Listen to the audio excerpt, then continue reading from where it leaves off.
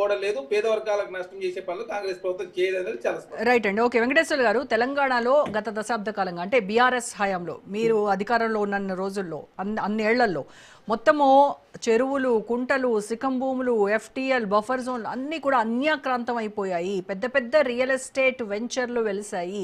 వాళ్ళ కోసమే, వాళ్లకు దారాదత్తం చేయడం కోసమే ఈ ఏదైతే సరిహద్దులు ఉంటాయో ఎఫ్టీఎల్ హద్దులను కుదించి మరి రూల్స్ అన్నింటినీ అతిక్రమించి మరి రియల్ మాఫియాకు కట్టబెట్టారు అనేటువంటి ఆరోపణ ప్రధానంగా బీఆర్ఎస్ పైన వినిపిస్తూ ఉంది. అండ్ అలాగే బతుకమ్మ కుంటకు సంబంధించి సుధాకర్ రెడ్డి 10 ఎకరాలు ఆక్రమించి వాటన్నింటినీ అమ్ముకొని కేసీఆర్ వెళ్ళినప్పుడు విమానంలో పూలు జల్లేంత డబ్బు సంపాదించారు. పూలు జల్లడం ఏంటి, 10 ఎకరాలు ఆక్రమించి అమ్మేస్తే కనకవర్షమే ఏకంగా కురిపించవచ్చు అని కూడా సీఎం మాట్లాడారు.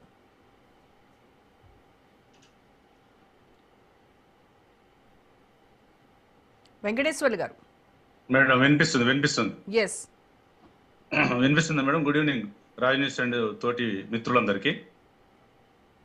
క్లియర్గా ఉందా మేడం వాయిస్? నేను ఏమంటున్నంటే 9.5 సంవత్సరాల్లో with in the outer ring road పరిధిలో పార్కులు, ప్రజా సంక్షేమము, దాని గురించి 99 జీవో తీసుకొచ్చింది గవర్నమెంట్. 55 సంవత్సరాలు 60 సంవత్సరాల్లో కాంగ్రెస్ టీడీపీ పార్టీ చేసిన విధ్వంసం అంతా మా మీదనే నూరుతున్నారు. నేను ఏమంటున్నంటే 45,000 కుంటల చెరువులను మొత్తం కాంగ్రెస్ పార్టీ విధ్వంసం చేసింది అబద్ధమా నిజమా? ఇలా with in the outer ring road లోపల హైడ్రా వచ్చిన తర్వాత పార్కులు, కుంటలు, నాలాలన్నీ డెవలప్ చేయాలి, పరిరక్షణ కోసం చేయాలనేది ఒక ఉద్దేశం. నేను ఏమంటున్నంటే ఆస్తుల పరిరక్షణ కోసమే రాజ్యాంగాన్ని అబద్ధాల పాలు చేయదు కాంగ్రెస్ పార్టీ. నేను ఏమంటున్నంటే ఒక ప్రజాపాలన కోసము కోర్టులు ఎన్నిసార్లు ఇన్వాల్వ్ అయితేనే ప్రజాపాలన అవుతుందా? ఇది కోర్టు ధిక్కరణ కావడం లేదా? నేను ఏమంటున్నంటే ఇప్పుడు ఒక సంయుక్తంగా సోషల్ ఇంజనీరింగ్ పాటించాలి ప్రజాస్వామ్యంలో. ఇలా కోర్టు ఎందుకు ముందుకు వచ్చింది అనేది కూడా మిత్రులు కానీ ఎవరు కానీ గ్రహించాలి. నేను ఏమంటున్నంటే ఇవాళ మా మీద వాళ్ళు చివాకులు వేయచ్చు, మేము వాళ్ళ మీద చివాకులు వేయచ్చు. కానీ హైడ్రా ఒక ఉద్దేశము, ఒక సోషల్ ఇంజనీరింగ్ లేదనేది జడ్జి గారు చెప్పిండు. నేను ఏమంటున్నంటే ఇవి అలా ఒక ప్రకృతి విలేయం లాగా ఒక హైడ్రాకు రేవంత్ రెడ్డి గారు రాష్ట్ర ముఖ్యమంత్రి అయితే హైదరాబాద్కు నేనే ముఖ్యమంత్రి లెక్క పార్కులకు, కుంటలకు ఇవాళ హైడ్రా కమిషనర్ రంగనాథ్ గారు చేస్తుంది. కోర్టు ప్రతిసారి అది విన్నది, కోర్టు ప్రతిసారి అది పరిణామం తీసుకున్నది. సాటర్డే సండేకి సంబంధించిన దాంట్లో ప్రతి అంశాన్ని పరిణామం తీసుకుంది చెప్తుంది. కాబట్టి దయచేసి ఎవరైనా పొలిటికల్ వ్యవహారం మాట్లాడకుండా ప్రజలకు ఏం న్యాయం చేసింది హైడ్రా అనేది ఆలోచించాలి. ఇలా నేను ఏమంటానంటే మీరు అప్పీల్కి వెళ్ళొచ్చు, సుప్రీంకోర్టుకి వెళ్ళొచ్చు, డివిజన్ బెంచ్కి వెళ్ళొచ్చు, ఏదైనా వెళ్ళొచ్చు. అంతిమంగా ఒక హైకోర్టు ఏం చెప్తుంది అనేది కూడా ఈ పాలనకు కొలమానం అవుతుంది. కాబట్టి నేను ఏమంటున్నా, బీఆర్ఎస్ పార్టీగా మీరు చేస్తున్నది ప్రజా విధ్వంసమే, మమ్మాటికి ప్రజా విధ్వంసమే. ప్రజల సంక్షేమం అంటే మీరు మీ హయాంలో ప్రభుత్వ భూములను కాపాడలేకపోయి ఇప్పుడు ఆ పని కాంగ్రెస్ ప్రభుత్వం చేస్తూ ఉంటే దానికి సహకరించాల్సింది పోయి ఈ రకంగా వ్యతిరేకించడము, కోర్టులకు వెళ్ళడము ఎంతవరకు కరెక్ట్? పైపెచ్చు ఈ లోతుకుంట, బతుకమ్మకుంట, ఈ మొత్తం ఏరియాలో ఆక్రమణల వెనక మీ పార్టీకి చెందినటువంటి నేతలే ఉన్నారు అనేది ఇంకొక ఆరోపణ. అయితే ఇప్పుడు మిత్రులు చెప్పినట్టు ఎవరైతే అనురాగ్ ఉన్నా, మల్లారెడ్డి గారు ఉన్నా, పొంగులేటి ఉన్నా, ఎవరున్నా కూడా పార్టీలకు అతీతంగా హైడ్రా పనిచేయాల్సిన అవసరం ఉంది. అది ఏ పార్టీ వలన కానివ్వండి. నేను ఏమంటున్నంటే మీ పార్టీయా మా పార్టీ అని కాకుండా ఎవరున్నా కూడా మీరు ఎందుకు యాక్షన్ తీసుకోవడం లేదు?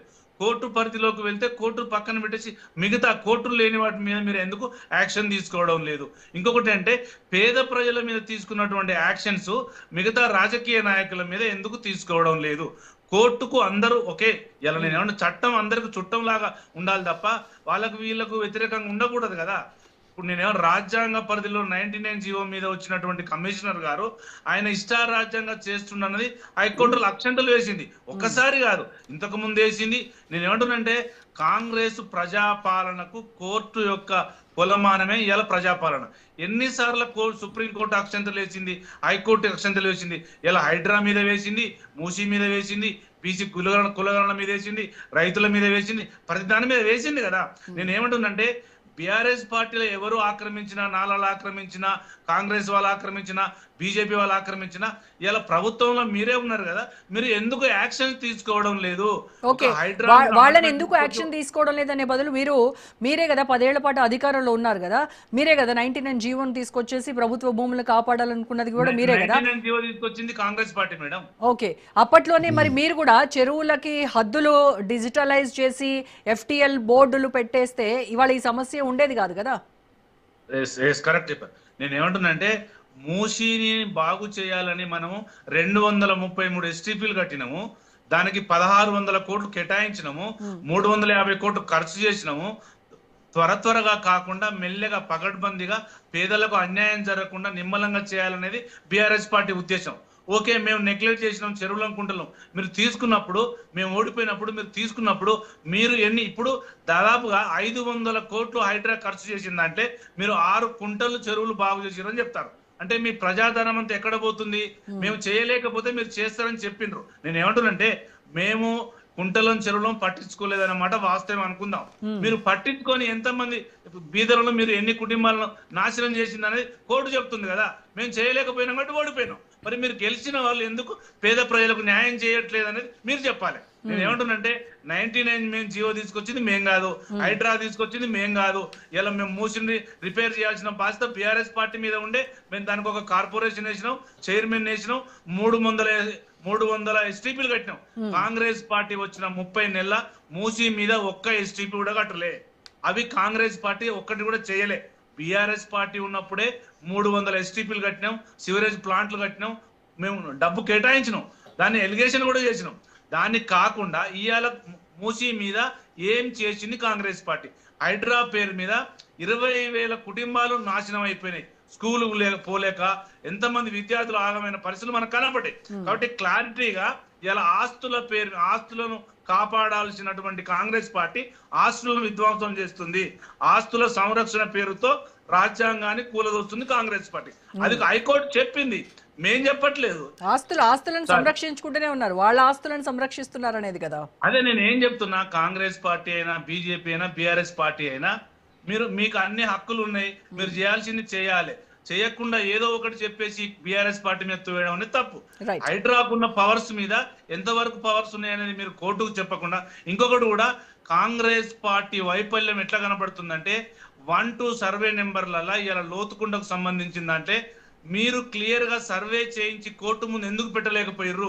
మీరు చెప్తున్నది 250 సర్వే నెంబర్ ఒక దగ్గర 3 కిలోమీటర్ల దూరంలో ఉంటే అది సర్వే చేయించి కోర్టు ముందు ఎందుకు పెట్టలేకపోయారు అనేది మీ వైఫల్యం కోర్టు పరిగణలోకి తీసుకుంది. నేను ఏమంటానంటే ఓకే, 1-2 సర్వే నెంబర్లు ఒక దగ్గర ఉన్నాయి, నిజమైన సర్వే నెంబర్ ఒక దగ్గర ఉంది.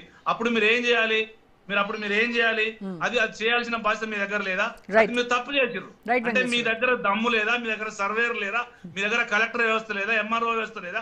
మీరు ఎందుకు ఆ 1-2 సర్వే నెంబర్ ఒక దగ్గర ఉంది, మిగతా సర్వే నెంబర్ ఒక దగ్గర ఉంది హైకోర్టుకు మీరు ఎందుకు చెప్పలేకపోయారు? అప్పుడు మీరు సమాధానం ఇవ్వలేకపోయారు. మీ అడ్వకేట్ జనరల్ ఏ పని చేస్తున్నాడు?